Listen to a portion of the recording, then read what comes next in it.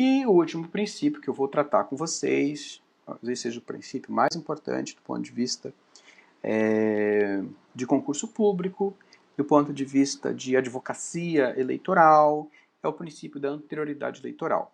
Primeiro, dizer que ele tem matriz constitucional também, né? Ele está previsto no artigo 16 da Constituição Federal, que vai dizer o seguinte, que vai dizer que a lei que alterar o processo eleitoral, e aí é importante que a gente saiba o que é processo eleitoral, não é processo judicial eleitoral, não é processo do PJE, não é desse que eu estou falando.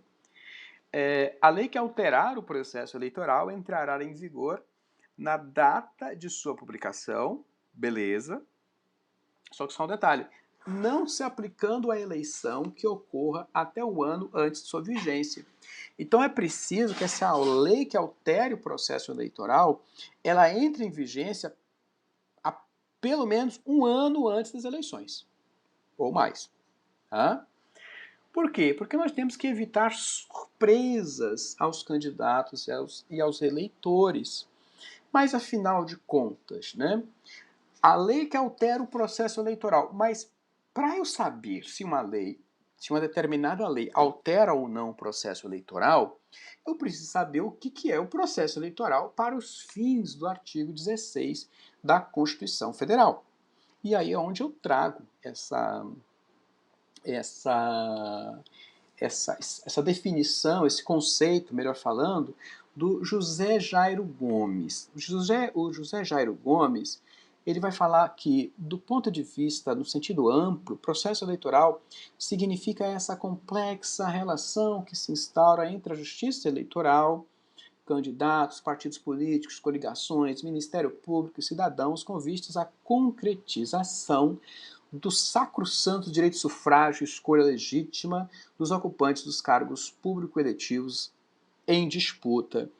E aí o autor ele fala que o procedimento reflete o intricado caminho que se percorre para a concretização das eleições, desde a efetivação das convenções até a diplomação. Então, na visão deste autor, por exemplo, o processo eleitoral ele vai se iniciar ali com as convenções partidárias, que vão ocorrer de 20 de julho a 5 de agosto do ano eleitoral, e daí ele começa. Então ele vai pegar essas convenções, uma etapa da pré-campanha, porque todo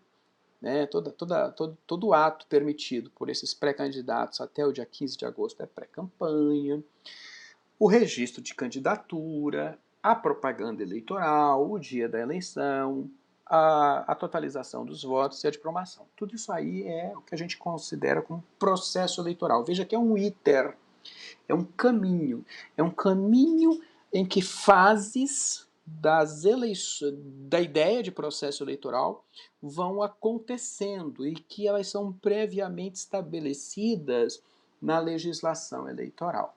Tá? Então a lei, quando altera qualquer temática que repercuta nesse caminho de fases, ela altera o processo eleitoral. Então, por exemplo, uma lei que altera algum conteúdo sobre convenção, uma lei que altera algum conteúdo sobre pré-campanha, uma lei que altera algum conteúdo sobre propaganda eleitoral, né? Sobre registro de candidatura, inelegibilidade nova, por exemplo, é a lei que altera o processo eleitoral.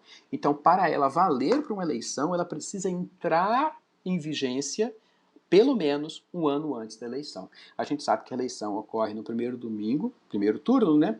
No primeiro domingo do mês de outubro. Então você tem que saber quando cai o dia da eleição para calcular ali um ano.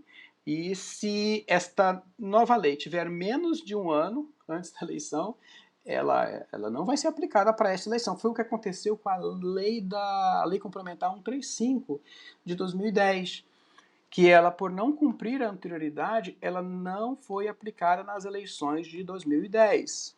Ela foi aplicada apenas nas eleições a partir das eleições de 2012. E aí eu fiz aqui, para terminar com vocês, um pequeno resumo sobre aspectos importantes do princípio da anterioridade eleitoral. Por exemplo, encontra fundamento na segurança jurídica, para evitar uma legislação casuística, ela evita a deformação do processo eleitoral, por consequência, ela tem o poder legislativo como seu principal destinatário, porque é o poder legislativo que vai deflagrar o processo legislativo para a inovação da legislação eleitoral. É uma garantia do eleitor, do cidadão eleitor, assegura a igualdade de chance entre os candidatos e, olha só, é uma garantia constitucional das minorias, porque é muito mais fácil para uma maioria ali no parlamento criar uma legislação que possa afetar direitos de minorias. Então é preciso que haja o cumprimento desse prazo mínimo previsto no artigo 16 da Constituição, que nós chamamos de princípio da anterioridade eleitoral.